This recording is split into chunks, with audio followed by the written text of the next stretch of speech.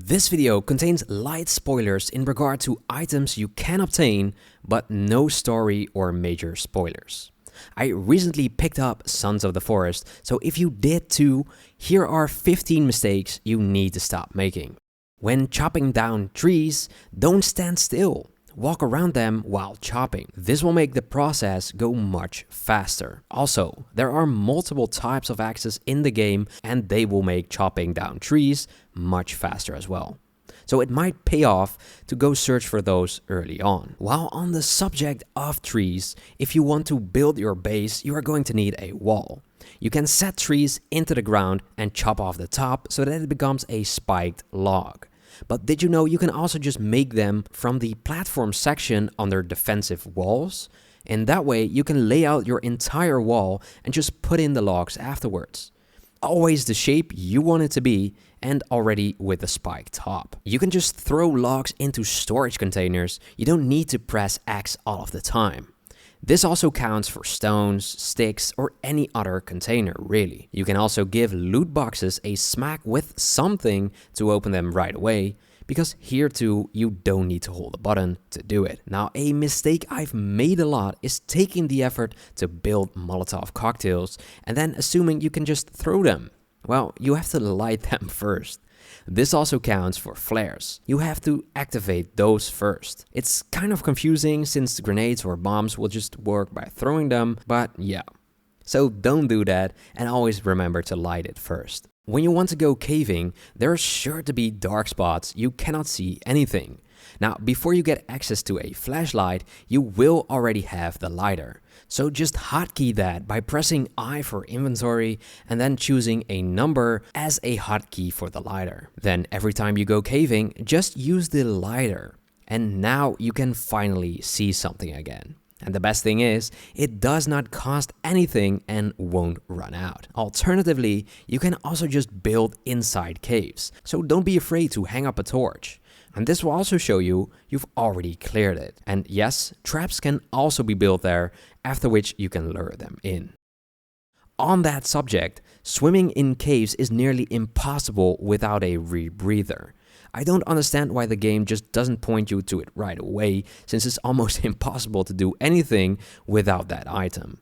So I recommend searching up the cave location for the rebreather right away, because it will make the whole game much more enjoyable. So don't try to look for a way to go with your flashlight, as you cannot hold that while you're underwater.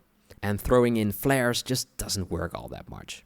Mutants and cannibals cannot swim, so utilize this by luring them in water. Especially in caves, where sometimes you will come out of the water and there will be a few mutants waiting for your arrival. This helps a ton, especially with the harder to defeat mutants. So don't just waste bullets or your health. Not eating or drinking does not kill you, so stop stressing over your food or water intake. What it does do is decrease your stamina and rest its stat, which is annoying to say the least. But once you come across a 3D printer, you can craft a water flask, which you can then use to bring water along with you. This will make it much easier to get that water intake on the go. You can also ask Kelvin to get fish while you do more important things. And if you really want to do it right, build a drying rack and ask Kelvin to store the fish there. This will turn food into dried food. And dried food does not spoil, which makes it ideal as travel food too. Now, if you have guns and you see ammo in your inventory, but you cannot reload the gun, make sure the right ammo type is selected. You can switch ammo types, for example, buckshot or slugs. Do this by pressing R one time while having the weapon of choice in your hand. Also, get to know which ammo type is best for which situation. Slugs for more precise shots at medium range, and buckshot for the in-your-face situations. If you get hold of a bow or a crossbow, make sure you grab the arrows out of the dead bodies. You can make arrows or print them via a 3D printer, but just grabbing them back after a fight is the best and easiest way of maintaining ammo. Hell, you can even ask Kelvin to do it for you after a fight, and he always seems to find more than I do. Always skin mutants. You can basically take their thick hide and turn it into armor from your inventory. This is such a cheat code, especially if you go caving with a lot of enemies. Although if you play with friends, they may get creeped out looking at you. You can block, yes, actually. And if you time it right and double press the block button, you can stagger enemies too. Now, admittedly, this won't work very well with mutants. But if you take the fingers mutant, for instance, if you hit them on the knee, they will get staggered for a good 3 seconds, making you able to hit them. Early on, this is easiest with a spare, as you don't have to get close. Another mistake you need to stop making is not grabbing everything you see. Your inventory has pretty much unlimited weight capacity, but it will stop storing items if you have a bunch of it already. So if you can no longer pick up one item, then you're full. But always stash everything. You never know when you will need it. If you don't know how to make a specific item or don't want to look it up, just lay down one item and hover over the settings icon there. You can then see what you will need to craft various items. So if you want to make a repair hammer and put down a stick, you can see it in the list there.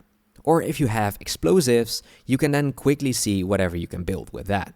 And that brings me to the last tip, and that is when your inventory is full of one item, but you can craft valuable things with that item, craft those and grab the items.